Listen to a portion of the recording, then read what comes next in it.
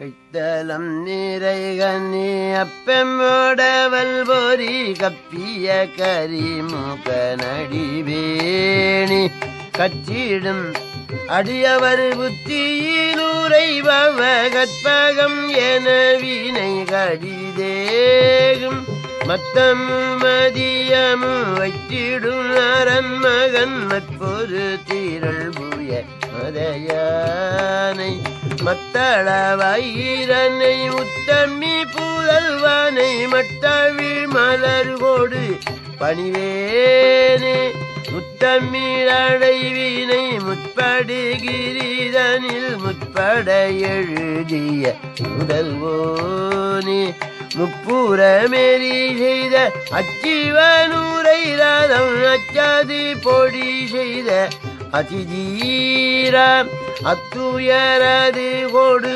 சுப்பிரமணிபடும் அப்புனமதனிடை இபமாகி அக்குறமகளுடன் அச்சிறு முருகனை அக்கணம் மணமருள் பெருமாளே அக்கணம் மணமருள் பெருமாளே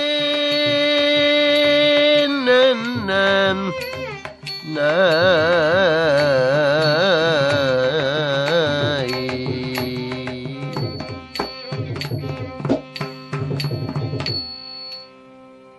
ஞானமே வடிவாகிய வயலூர் வள்ளல் பெருமானுடைய தனிப்பெருங் கருணையினாலே கந்தபுராணத்திலே முருகவேள் திருவவதாரம் என்பது பற்றி பேசுவதற்கு மேற்கொள்ளுகிறேன்.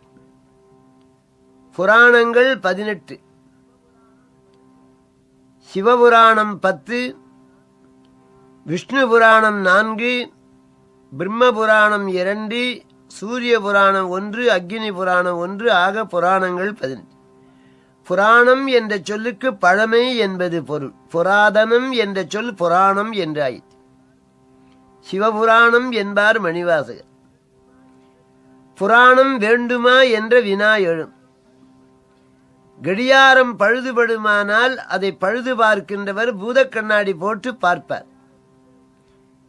கடியாரத்திலே உள்ள சிறிய சிறிய சக்கரங்களை பெரிசு பண்ணி காட்டுவது பூதக் கண்ணாடி.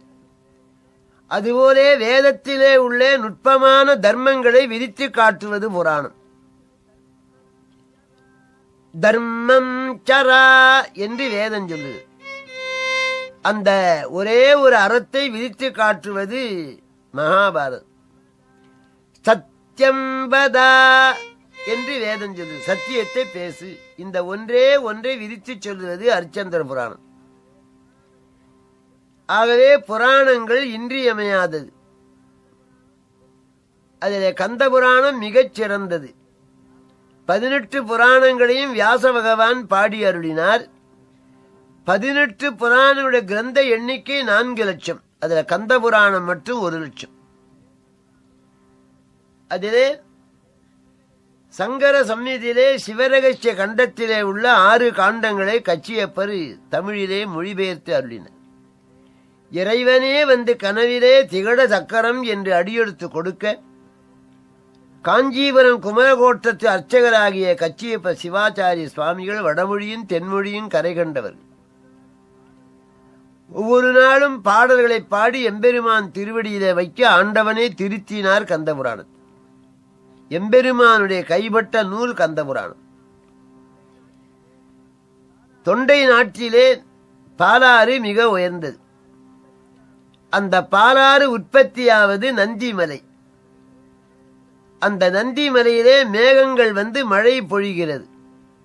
மலை, மேகம், மேகத்திலே வானவில், மழை பொழிகிறது. இதை எண்ணுகிறார் கச்சியப்பர். அந்த நந்தி மலை சிவபெருமானைப் போலே காட்சி அளிக்கின்றது. மேகம் வந்து கண்ணப்ப நாயனாராகவும் அந்த மழை பொழிவது கண்ணப்ப நாயனார் வாயிலிருந்து அந்த உமிழ்நீரை உமிழ்வது போல இருக்கிறதான் கச்சியப்பது. பூட்டு கார்முகன் தன்னொடு புயல்வாய் ஊற்று தன் புனல் நந்தியம் பொறுப்பிடை உகுத்தல்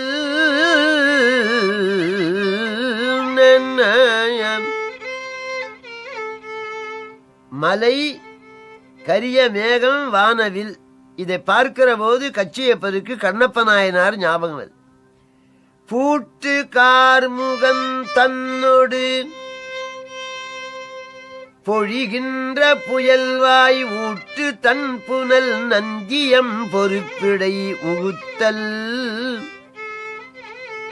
வேட்டு வக்குலத் திண்ணனார் மஞ்சனம் விமலர்க்கு ஆட்டுகின்றதோர் தனிச்செயலாகியது அன்றே.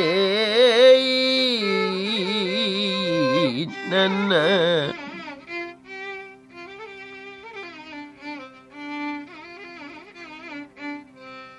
உயர்ந்த கருத்தை நமக்கு உபதேசிக்கின்றார் கச்சி.